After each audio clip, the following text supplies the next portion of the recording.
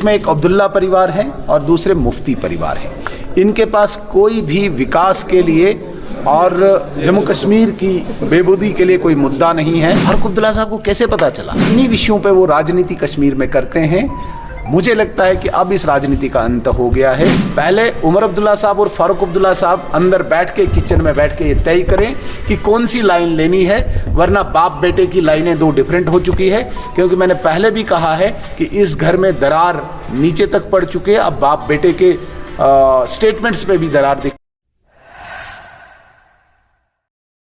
को पिछले 36 सालों से रक्त रंजित किया है इस विमर्श के आधार पे, इस नैरेटिव के आधार पे, जिसमें एक अब्दुल्ला परिवार है और दूसरे मुफ्ती परिवार हैं। इनके पास कोई भी विकास के लिए और जम्मू कश्मीर की बेबूदी के लिए कोई मुद्दा नहीं है। ये इसी अलगाववाद के नैरेटिव पे अपनी राजनीति करते हैं। मुझे समझ नहीं आता, कल महबूबा मुफ्ती साहिबा ने क्लीन चिट दे दी जांच जिन पर हो रही है, आज फारूक अब्दुल्ला साहब ने क्लीन चिट दे दी।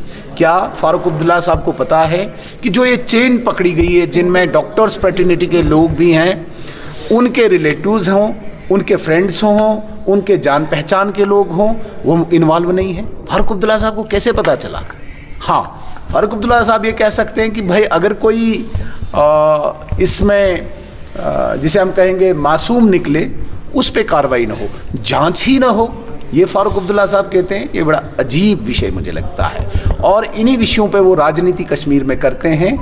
मुझे लगता है कि अब इस राजनीति का अंत हो गया है। जो भी अराष्ट्रीय तत्व है, जिन्होंने राष्ट्रीय सुरक्षा के साथ खिलवाड़ किया है और एक नया मॉड्यूल आतंकवाद का सामने आया है, एक नया फॉर्मेट आतंकवाद का सामने आया है, जिसमें वाइट कलर जॉब वाले डॉक्टर्स फ्रेटर्निटी के लोग इन्वॉल्व होकर देश की सुरक्षा को एक खतरा दे रहे हैं, इसमें बहुत गहन जांच होनी चाहिए। मैं फारूक अब्दुल्ला साहब को गुजारिश करना चाहता हूँ, आपको भी इस जांच में सहायता करनी चाहिए। एक तरफ से तो उमर अब्दुल्ला साहब, उनके ही फर्जंद, उनके ही बेटे ये कह रहे हैं कि जांच होनी चाहिए। कल उन्होंने कहा कि एक टर्मिनेटेड एम्प्लॉय की जांच नहीं हुई। मैंने भी कल एंडोर्स किया उमर अब्दुल्ला साहब की बात को कि जो एम्प्लॉय इसमें इन्वॉल्व थे, जांच होनी चाहिए, गहन जांच होनी चाहिए। गहन जांच डजंट मीन्स कि सिर्फ उसी की जांच हो, उसके इर्द गिर्द जो लोग हैं उनकी भी जांच होनी चाहिए।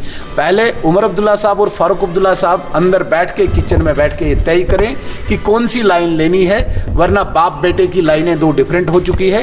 क्योंकि मैंने पहले भी कहा है कि इस घर में दरार नीचे तक पड़ चुके हैं। अब बाप बेटे के स्टेटमेंट्स पे भी दरार दिखती है। आप कल का स्टेटमेंट देख लीजिए आफ्टर कन्वोकेशन जम्मू यूनिवर्सिटी में।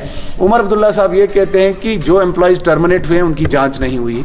आज फारूक अब्दुल्ला साहब जांच की बात न करने की बात कर रहे हैं। तो मैंने तो एक बात ये कह दी कि ये इसी अलगाववाद के विमर्श को चला के अपनी राजनीतिक रोटियां सेकना चाहते हैं। दूसरा, इससे स्पष्ट हो गया कि बाप बेटे के कथनी और करनी में डिफरेंस है, अंतर है। दोनों की बोल अलग अलग हैं। ये स्पष्ट करें कि इनकी पार्टी के, इनके परिवार का बोल एक क्या है।